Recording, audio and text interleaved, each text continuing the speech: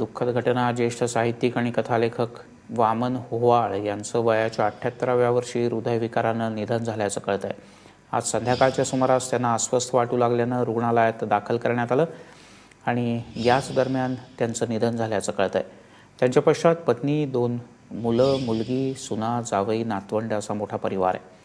कथाकथनासाठी वामन होवाळ यांची महाराष्ट्रामध्ये मोठी ओळख आहे.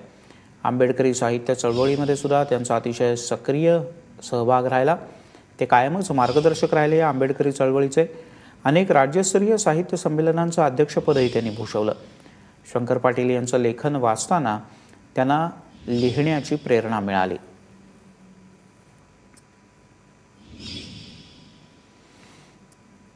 ही एक साहित्य विश्वाकरता आणि आंबेडकरी चळवळीकरता ही एक महत्त्वाची बातमी, अतिशय दुःखद बातमी. ती म्हणजे वामन होवाळ यांचं निधन झालंय.